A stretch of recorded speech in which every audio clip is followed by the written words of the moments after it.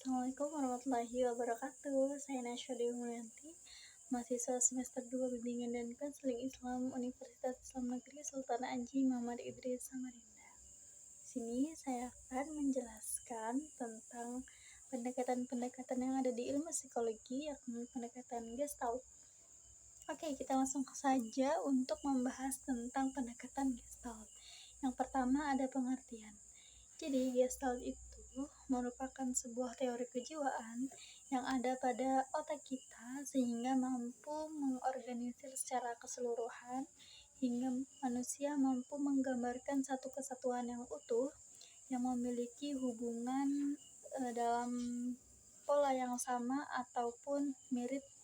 Pokok pandangan Gestalt ini adalah bahwa objek atau peristiwa tertentu akan dipandang sebagai suatu keseluruhan yang terorganisir. Baik, kita lanjut ke tokoh-tokoh Gestalt. Ada 3 tokoh Gestalt. Yang pertama ada Max Wertheimer, yang kedua ada Kurt Koffka, yang ketiga Wolfgang Kohler. Oke, selanjutnya ada hukum teori Gestalt.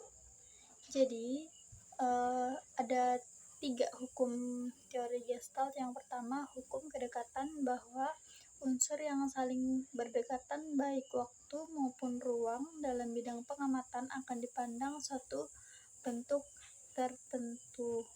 Selanjutnya, yang kedua adalah hukum kesamaan. Hukum kesamaan mengatakan bahwa sesuatu memiliki kesamaan yang cenderung akan dipandang sebagai suatu objek yang saling memiliki. Jika sama, maka saling keterkaitan antara satu dengan yang lainnya, objek-objeknya.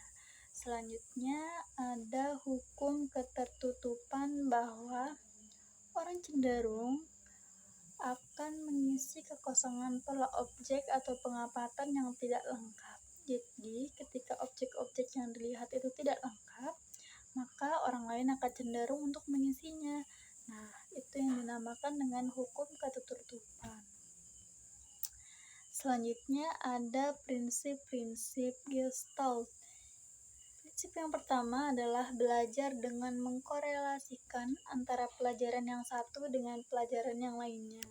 Dengan kita belajar Gestalt, pendekatan Gestalt, kita akan bisa menghubungkan atau mengkorelasikan antara satu pelajaran yang satu dengan pelajaran yang lain, sehingga itu menimbulkan suatu pemikiran yang berbeda dan juga pandangan-pandangan yang berbeda yang saling berkaitan dengan yang lainnya. Yang kedua, ada pembelajaran adalah bentuk kelanjutan dari materi yang disampaikan sebelumnya.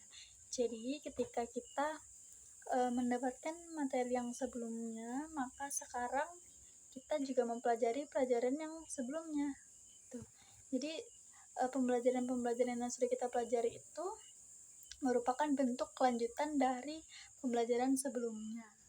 Semuanya akan berlanjut ketika kita belajar lagi, dan belajar lagi. Selanjutnya ada peserta didik sebagai organisme yang utuh.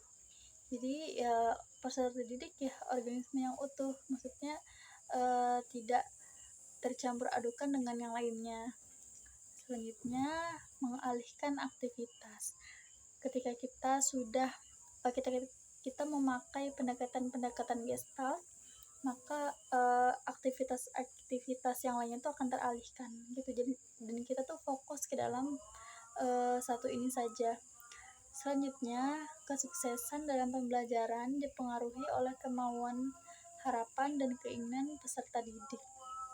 Jadi dalam belajar itu kan pasti adalah indikasi-indikasi kesuksesan seperti itu. Nah, itu tuh kesuksesan itu dipengaruhi kemauan peserta didik, keinginan, dan juga harapan. Ketika kita ingin untuk sukses, ya maka kita harus melalui pembelajaran yang sulit. Terus juga ada harapan untuk kedepannya, bagaimana saya setelah ini, bagaimana. Terus juga keinginan peserta didik itu yang merupakan bentuk dari kesuksesan. Mungkin itu saja yang bisa saya sampaikan. Mohon maaf atas segala kekurangan. Wallahul muwaffiq ila aqwamit thoriq. Wassalamualaikum warahmatullahi wabarakatuh.